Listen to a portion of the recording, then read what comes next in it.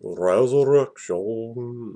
That's what I'm going to be talking about now, because being dead and coming back to life is one of the most awesome and awe-inspiring aspects of a fantasy game like Dungeons and Dragons or any other fantasy game that supports that.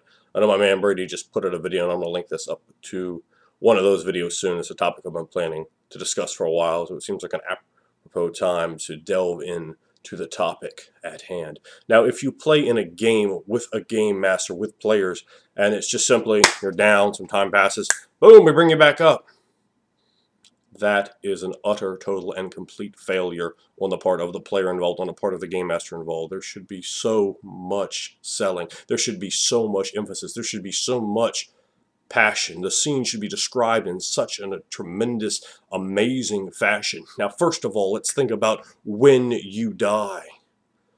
Boom, the game master can go right there.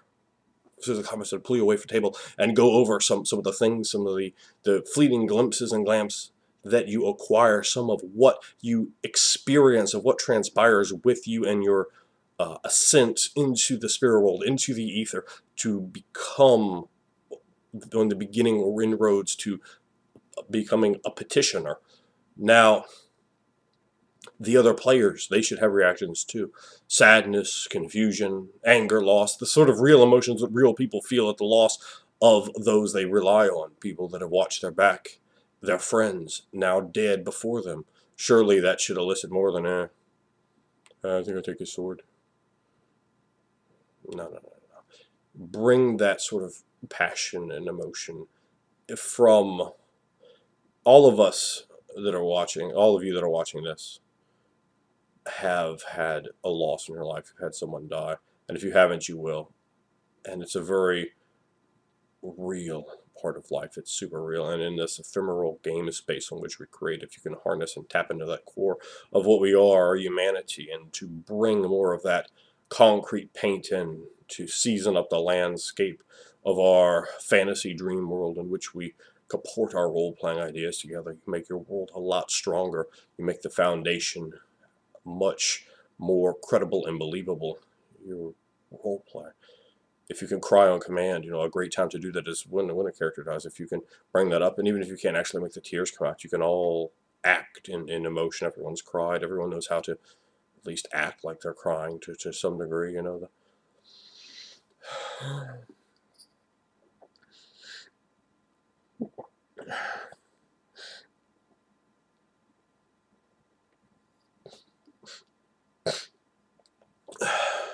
Something as simple as that.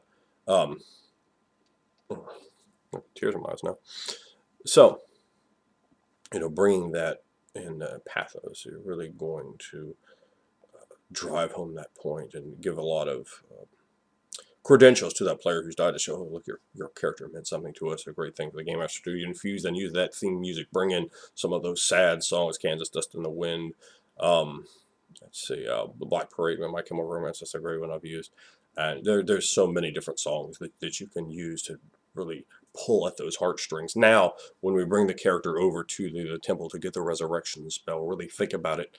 Dress up the altar with all the accoutrements that you can imagine, with as much spice, seasoning, and flavor as you can bring there. Take the holy symbols, describe them. Perhaps even they bring out the most gaudy, gratuitously beautiful and rich holy symbols that they have. They have the incense, they have the burning herbs, they have crushed up diamonds, maybe broken rubies that they scatter over your eyes. They take their ritual things and bring forth ancient moldering textbooks, holy Bibles with words in an ancient language of that race, and they speak those words in a poetic song-like form, singing them over you. And remember, it is in fact not everyone who would qualify for that. It is not simply a priest pointing his fingers. No, he is begging his God to give him the power, to put that God's power in his hand. It is not his power that commands you to come back. It is the God working through him, and that God must be appeased by your actions, or think that there is possible use for you later. They're not going to go against you if you are a blasphemer, if you're a profaner of them, if you're someone who has sinned against them. No, you must be worthy of this reward. Now going into that and selling, if there is a God who is invested in you and shown you so much love that they have brought you back, that they have rebirthed you into the world, allowing you to be twice born, that is a religious revelation. That is something that you cannot simply no-sell. These gods and goddesses must become of high pivotal importance to your character, and certainly retrospect, indulging in soliloquy after you have come back from that space of non-living is of tremendous value and importance, and the rest of the party should be very quiet and just enjoy your inner monologue that you share as the stage lights go down in the game, and you really indulge that high level of role-playing where you're getting into you're tapping into that inner core of the character, their deep emotions. How has that changed them? Where is the dynamic turn and twist when they have been brought back from such a fashion? Now, the Game Master should also go into describing in great detail whatever sort of dreamlike wisps and visions, whatever vivid bits of that ethereal world your character remembers in that state of not being alive, and give them a good bit. Perhaps you work in some strange, awesome psychopomps or other minor servitors, certain creatures perhaps that are attempting to even prey on them, like night hags or various devils, something to pick off the soul, and paint a nice scene with them. Take as long as you need and get that scene over, because it should be a real quintessential scene in the game. Resurrection and Raise Dead should not be get out of jail cards that mean little. They should be tremendous experiences that the character is changed by, that the group is changed by. Everyone around them. Imagine if you knew someone that died and all of a sudden they could be brought back. That would change your worldview, and the fact that people live in a world where some things can happen is not the same as seeing it happen to someone that they care about, that they knew was struck down and dead. Perhaps also factor in the travel that may well be required to acquire these clerical services. Perhaps months of having that individual dead. You should really and truly, surely, this should mean a great deal to those players, and those points should be driven home. So get in there. Describe them. It's a great opportunity also to play deities in your game, as that deity may go to beseech. Perhaps the character is before the god of death and the correct rites have not been performed, because why would you perform such rites to issue them in safely to the realm of the dead, placing the almonds upon their eyes, the coin under the tongue, or what have you, when you don't want them to be processed to the other side of that deathly bureaucracy? You want them to be pulled back to the song, sound, life, and laughter of the mortal world. And perhaps that god who is raising them has to go and beseech the god of death. And they speak, and they exchange, and they speak in words that are both different and so utterly powerful that they leave the character trembling just having heard the words of two gods speaking in that same space as their soul inhabits, for they are things of utter personification, not like the puny, muddy soul of a mortal.